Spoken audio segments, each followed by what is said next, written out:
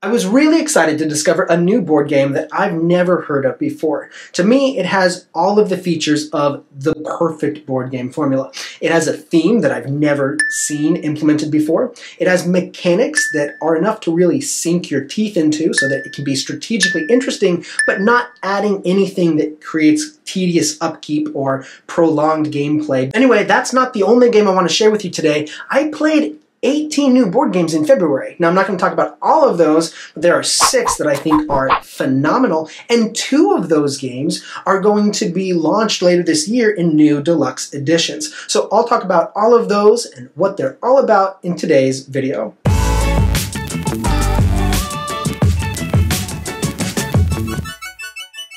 So that first board game that I mentioned, after playing it once, I immediately bought it. The game is called Chocolate Factory, and it's not one that many people have heard of. So if you're the kind of person like me who likes to introduce friends to entirely unique games, this might be one worth checking out. However, despite what I said in the introduction, this might not be a game for everyone. To briefly describe the gameplay, what's happening is you are running a chocolate factory, and this is the kind of game where you earn victory points by fulfilling orders. So there are department stores, which are public goal cards, and then there are corner stores, which are private goal cards. And what you're trying to do is compete with other players to make the most money, satisfying what these different shops want to buy from your chocolate factory. Now, to do this, you play the game over the course of several days, and in each day, players draft a factory part and an employee to run their chocolate factory. So the drafting mechanic is actually really important and very interesting. But then what I really find compelling about this game is the planning that's involved.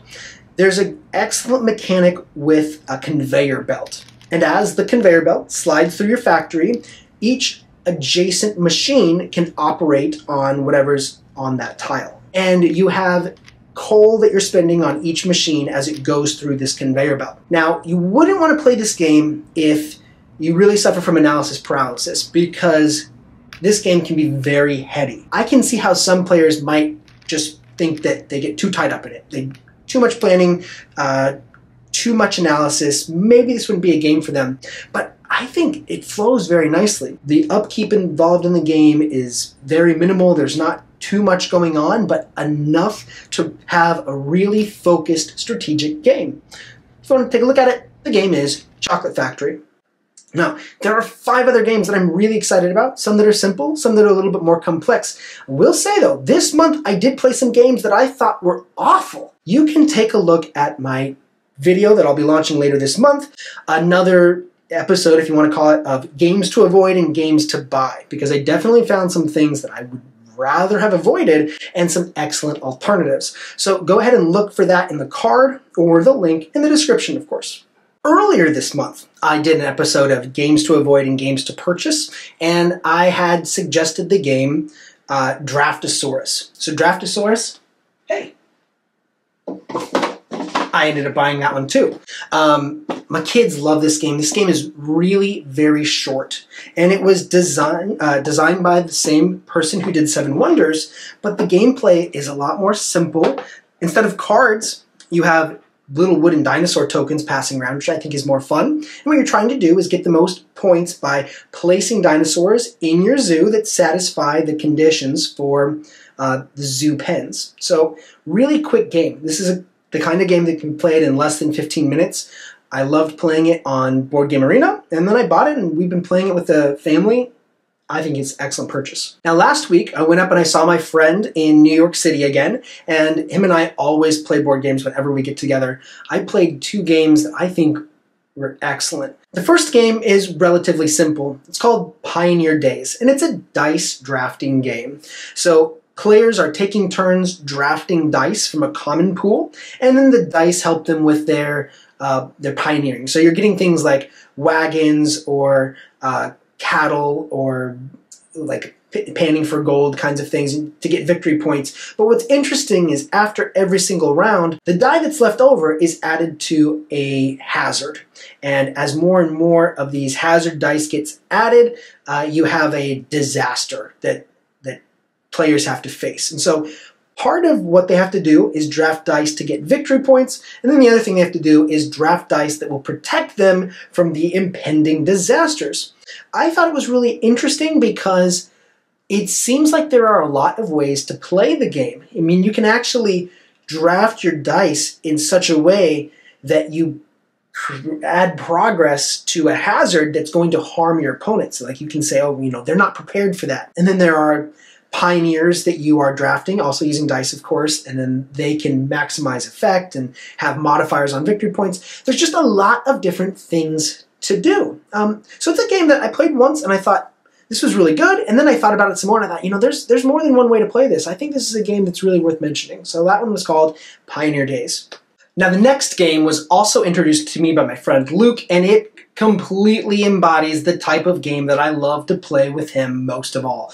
This is an extremely complex, competitive, strategic game.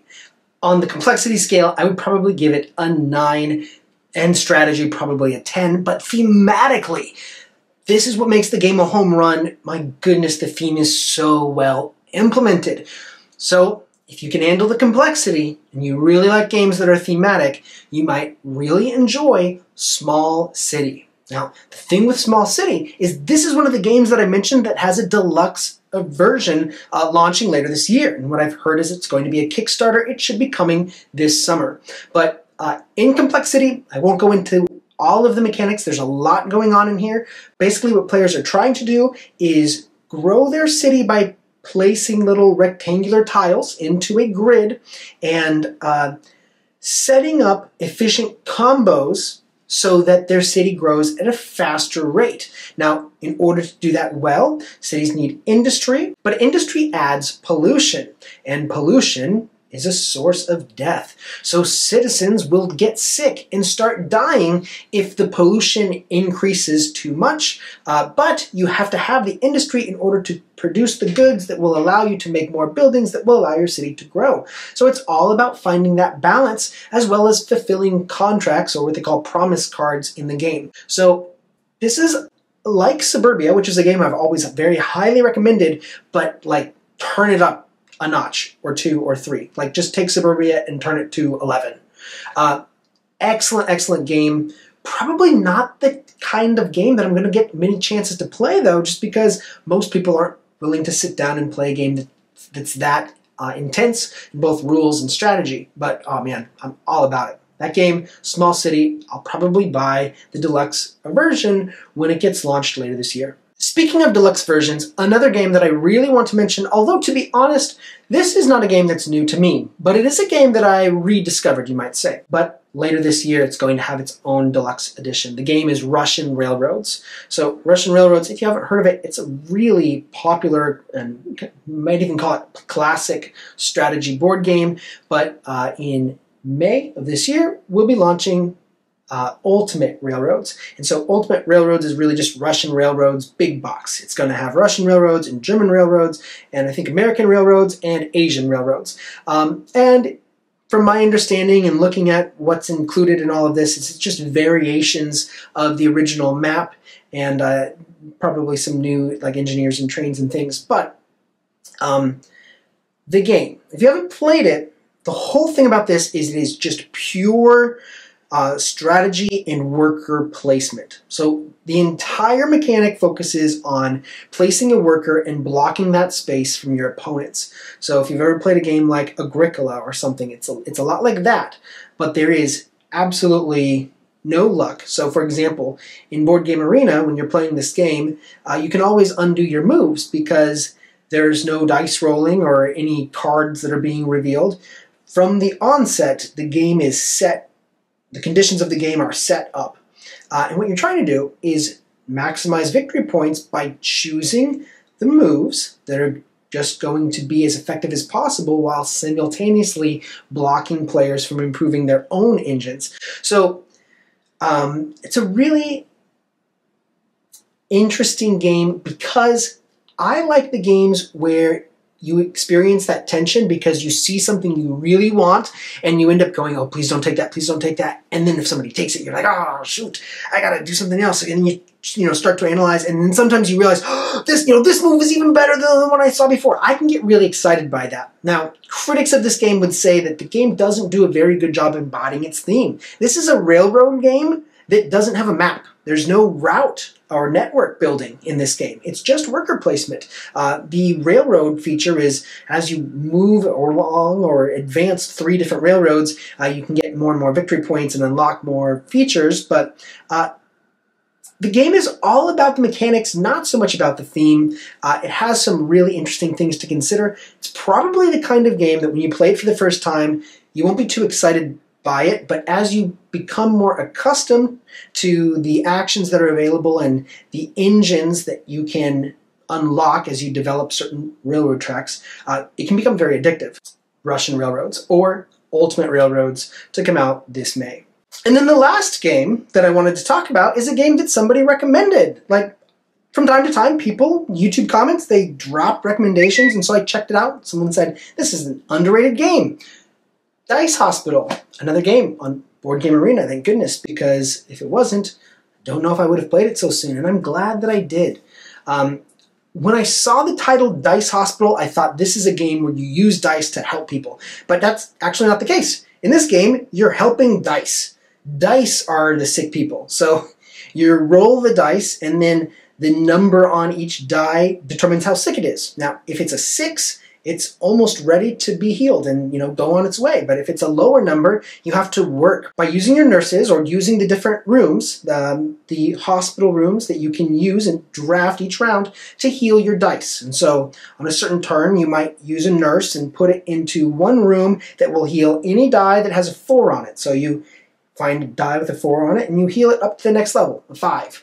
But then what makes the game fun is you end up with these nice combinations where a special nurse that you recruit, whenever they heal a yellow die, you can heal another yellow die for free. Or, you've got a certain room that will let you heal 3 red die as long as they are all in a row, 3, 4, 5.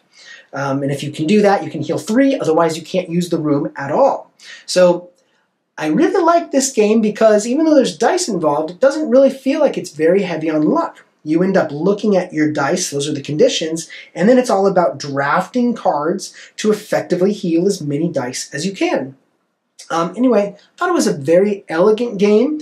It's very cute. I love the ambulances that you draft your dice out of and you put them in your hospital. I think it's kind of clever that if you don't treat the dice, they get sicker, and as a die goes below 1, it dies and it goes to the mortuary. It's just a really clever dice drafting game. So that one was Dice Hospital. So those are the ones that I think are worth sharing right now. However, I am holding on to a few more games that I want to talk about in my next video, which is going to be about games to avoid and games to buy. So go ahead and check that one out next. Otherwise, thank you so much for watching, and I hope to see you next time. Bye-bye.